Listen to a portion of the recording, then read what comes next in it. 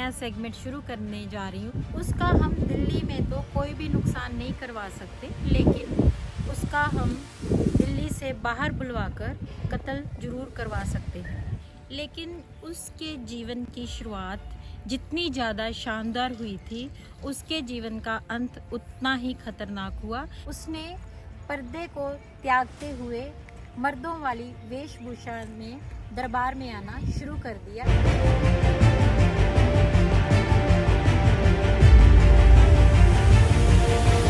Hello, नमस्कार, सत श्री अकाल। I am doctor Daljeet Kaur Gill, HOD department of history.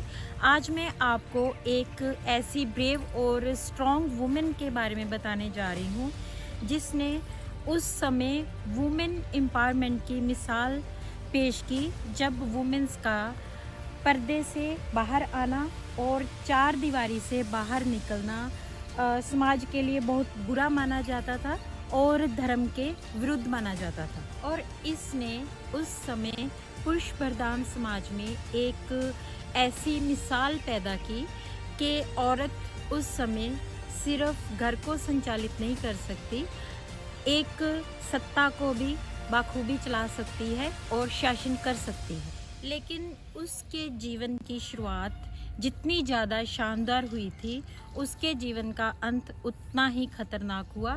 Being a women, मुझे उसके जो ज़िंदगी का अंत था बिल्कुल पसंद नहीं आया, क्योंकि इतनी इंटेलिजेंट औरत ऐसा अंत डिज़र्व नहीं करती थी। अगर मेरी इस सारी कन्वर्सेशन में से आपको पता चल रहा है कि मैं किस वुमेन के बारे में बताने जा रही हूँ, तो आप कमेंट सेक्शन में इसके बारे में ज़रूर बताएं। और वैसे भी मैं एक नया सेगमेंट शुरू करने जा रही हूँ। जैसे कि आपको पता ही है कि हिस्ट्री जो है एक नॉलेज का और जीके का बहुत बड़ा खजाना है, तो मैं चाहती हूँ कि मेरी वीडियोस के साथ साथ अगर थोड़ी बहुत भी आपकी जीके इम्प्रूव होती है तो मुझे बहुत ज़्यादा खुशी होगी।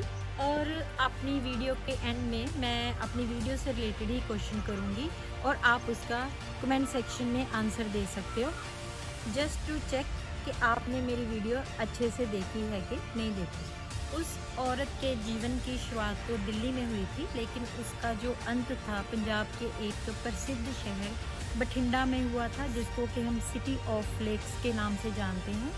और मैं अब आपको उसी जगह पर लेकर जा रही हूँ और वहीं जाकर मैं उसका नाम रिवील करूँगी और बताऊँगी कि मैं उसको महान क्यों कह रही हूँ, कैसे उस प्लेस से उसके जीवन के दर्दनाक अंत की शुरुआत होनी शुरू हुई थी।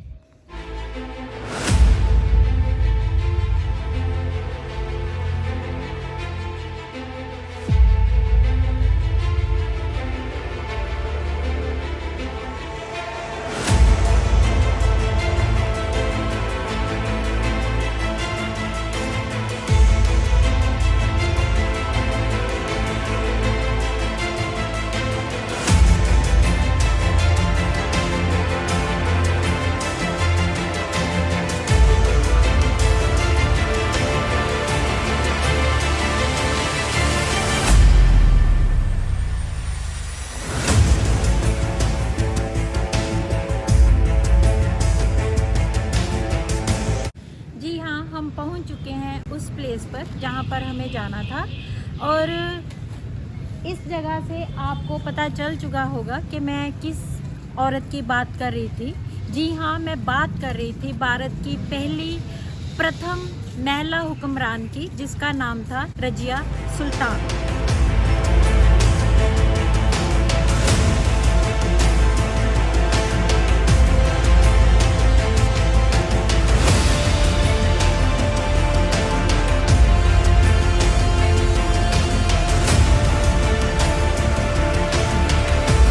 रजिया यहाँ पर कैसे पहुँची, क्या पर्पस था उसका यहाँ आने का, ये मैं बाद में बताऊँगी। पहले मैं उसकी लाइफ की थोड़ी सी आपको बैकग्राउंड बताना चाहूँगी। रजिया सुल्तान भारत में मुस्लिम राज्य के संस्थापक इल्तुतमिश की बेटी थी और ये उसकी सबसे ज़्यादा लाडली बेटी थी, क्योंकि वो इतनी ज़्यादा साहसी, बुद्धिमान और उसमें और भी कई क्वालिटीज़ थी, जिसके कारण इल्तुतमिश ने अपने रहते हुए ही ये सोच लिया था कि उसके राज्य के उत्तराधिकारी उसकी बेटी ही होगी। लेकिन उसकी मृत्यु होते ही तुर्क सरदारों ने उसके सबसे बड़े बेटे रुकनुद्दीन फ़िरोज़ को तख्त पर बिठा दिया। लेकिन रुकनुद्दीन फ़िरोज़ बड़ा ही विलासी और अयोग्य हुक्मरान साबित हुआ, क्योंकि उसकी सारी शक्ति का इस्तेमाल उसकी मां शाह तुर्कान कर रही थी और उसने इसी के चलते हुए जो हरम था उस पर तशद्दुद किया। और रजिया बेगम, जो कि उस समय काफ़ी लोगों में पॉपुलर थी, प्रसिद्ध थी अपनी बुद्धिमत्ता को लेकर, अपने साहस को लेकर, उसको उसने बंदीगृह में डाल दिया। लेकिन शाह तुर्कान का जुल्म यहीं पर ख़त्म नहीं हुआ। उसने पब्लिक पर भी बहुत सारे टैक्स लगवाए और बहुत सारा तशद्दुद करना शुरू कर दिया। और किसी तरीके इसी टाइम पीरियड में जो रजिया सुल्तान थी बंदी गृह से आज़ाद हो गई। और उसने क्या किया कि उसने एक दिन मस्जिद में जाकर, जो कि दिल्ली में मौजूद थी, वहाँ पर बहुत सारे लोग जमा थे, और लाल कपड़े पहनकर लोगों के बीच चली गई और उसने लोगों से प्रार्थना की कि अगर वो मेरे पिता जैसा, पहले जैसा एडमिनिस्ट्रेशन चाहते हैं तो उसकी मदद करें और उसको सुल्तान बनाएं, ताकि वो लोगों को दोबारा से उसके पिता जैसा कुशल प्रबंधन दे सकें। और लोग भी उनकी हुक्मरानी से छुटकारा चाहते थे। रुकनुद्दीन उस समय विद्रोह दबाने के लिए दिल्ली से बाहर गया हुआ था, तो लोगों ने ये सही मौका समझा, अधिकारियों ने भी, और उन्होंने रजिया सुल्तान की इल्तिजा को मानते हुए उसको सुल्तान बना दिया, क्योंकि लोग भी उनके जुल्म सितम से कहीं ना कहीं छुटकारा चाहते थे। और इस तरह रजिया सुल्तान दिल्ली निवासियों और अधिकारियों की सहायता से दिल्ली के तख्त पर बैठ गई। और उसने तख्त पर बैठते ही सबसे पहले अपनी मतरेई माँ शाह तुर्कान और अपने भाई रुकनुद्दीन फ़िरोज़ को कैद करवा दिया और कुछ देर बाद उनका वध कर दिया गया।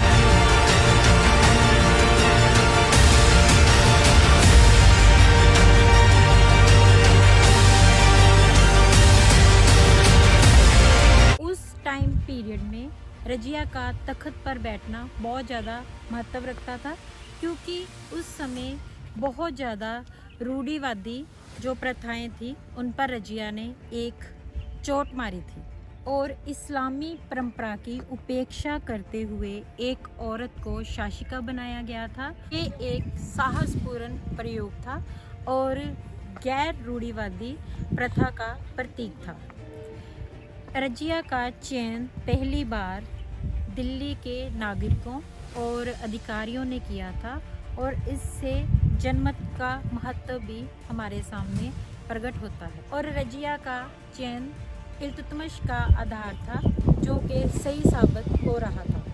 रजिया के राज्यारोहण के समय प्रांतीय सूबेदारों का कोई भी सलाह मशवरा नहीं लिया गया था, जिसके कारण वो कहीं ना कहीं नाराज़ थे, क्योंकि ये पहली बार हुआ था कि प्रांतीय सूबेदार इसमें इन्वॉल्व नहीं हुए थे।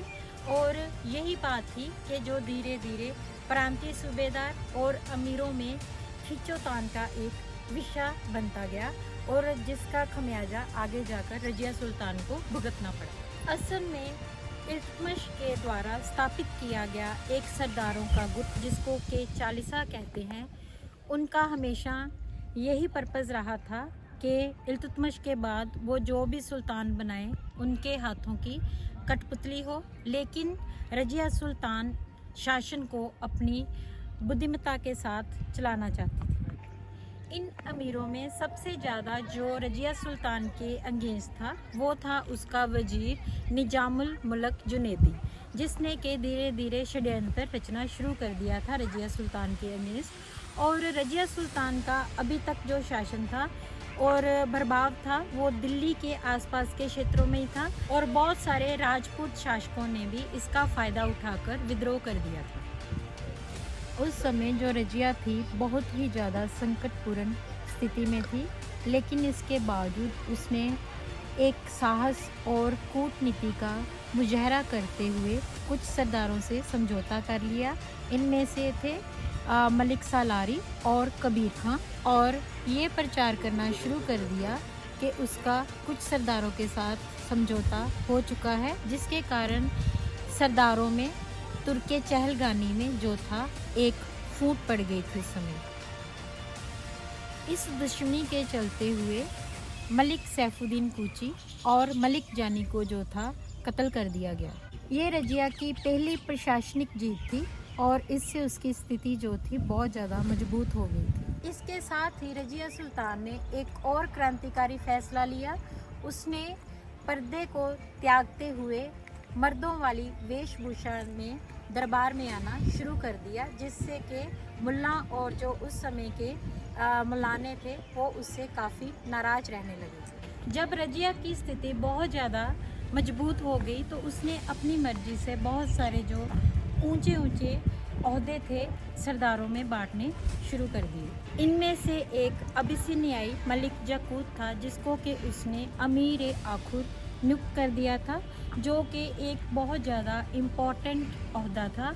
और ऐसे ओहदे तकरीबन तुर्क सरदारों को ही मिलते थे। जब एक गैर तुर्क को ये ओहदा दिया गया तो सारे तुर्क जो थे काफ़ी ज़्यादा रजिया के खिलाफ हो गए और उसके साथ उसके गलत संबंधों के बारे में चर्चा करने लगे और उस पर कई तरह के दोषारोपण होने लगे। लेकिन एक प्रसिद्ध हिस्टोरियन हबीबुल्लाह का कहना है कि रजिया सुल्तान ने मलिक जाकूत को इतना बड़ा ओहदा इसलिए दिया था क्योंकि वो तुर्कों की जो मोनोपली थी सत्ता पर उसको तोड़ना चाहती थी, और जो मलिक जाकूत था उसका वैसे ही प्रशंसक था और उसका मददगार रहा था शुरू से। इस सब के चलते हुए अब अमीरों ने रजिया के खिलाफ षड्यंत्र रचना शुरू कर दिया था। इन षड्यंत्रकारियों में जो प्रमुख नाम था वो था मलिक एतगिन का था, जो कि अमीर हाजिब के ओहदे पर तैनात था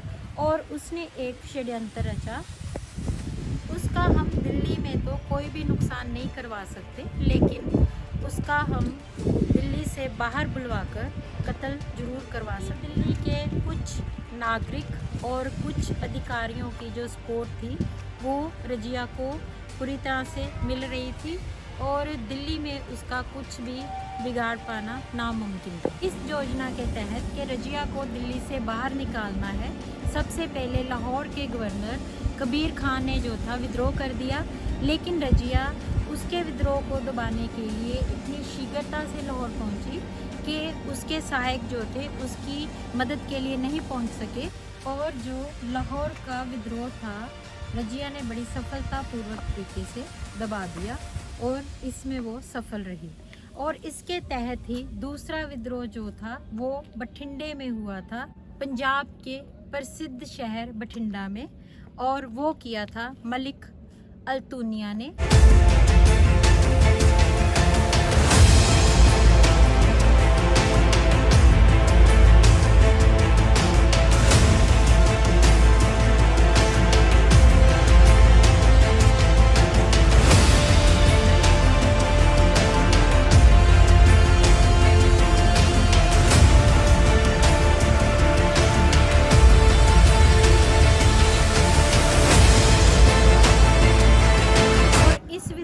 कारण ही रजिया और बठिंडे की जो कहानी थी वो शुरू होती है और यहीं से रजिया के जीवन का जो था एंडिंग पार्ट शुरू होता है।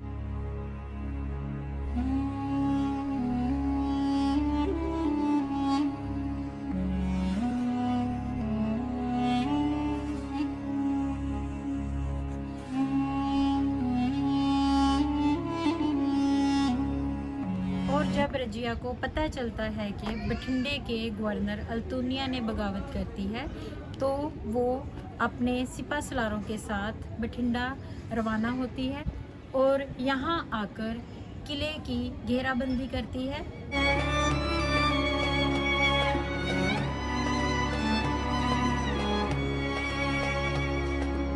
इस घेराबंदी के ड्यूरिंग ही मलिक जाकूत को कत्ल कर दिया जाता है और विद्रोही शहजादा बहराम को गद्दी पर बिठा देते हैं और मलिक अल्तुनिया रजिया को बंदी बना लेता है।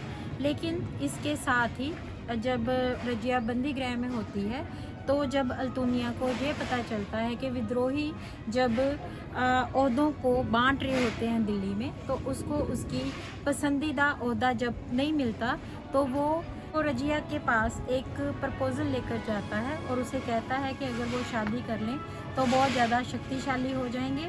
और रजिया भी अब जो थी बंदी गृह से छूटना चाहती थी, आज़ाद होना चाहती थी और वो सेना लेकर दिल्ली की तरफ कूच करते हैं। लेकिन दिल्ली में एंट्री करने से पहले ही दोनों फौजों में भयानक लड़ाई होती है, जिसमें अल्तुनिया और रजिया सुल्तान जो हैं हार जाते हैं।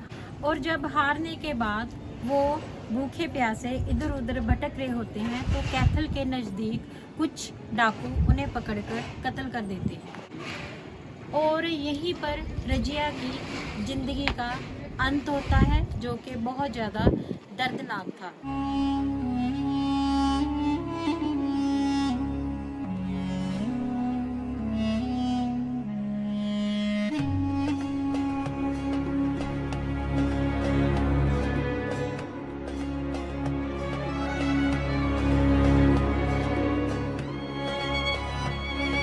एक प्रसिद्ध हिस्टोरियन मिनहाज के अनुसार रजिया ने 3 साल 5 महीने और 6 दिन तक राज किया था और उसने उसकी बहुत ज़्यादा तारीफ़ की थी। वो उसके अकॉर्डिंग जो रजिया थी एक बुद्धिमान शासक थी, एक कुशल नीतिवान थी, एक कुशल एडमिनिस्ट्रेटिव थी।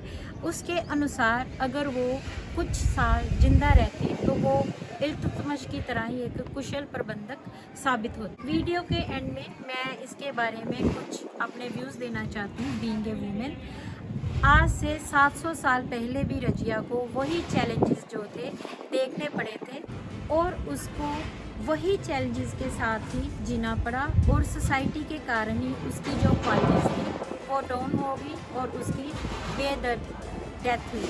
और एट प्रेजेंट भी हम देखते हैं कि जो वर्किंग वूमेंस हैं कहीं ना कहीं वो सारे चैलेंजेस को आज भी एज प्रेजेंट मॉडर्न टाइम में भी उन्हीं को फेस कर रही हैं, जो कि एक बहुत ही बुरी बात है और मॉडर्न टाइम तक भी उनका कोई भी सुधार नहीं हुआ। और इसके साथ ही मैंने जैसे वीडियो के शुरुआती भाग में कहा था कि मैं वीडियो के एंड करने से पहले आपसे क्वेश्चन पूछूंगी और वो क्वेश्चन ये है, रजिया के पिता का क्या नाम था। और इसके साथ ही मैं अपनी वीडियो यहीं पर ख़त्म करती हूँ। Thanks for watching.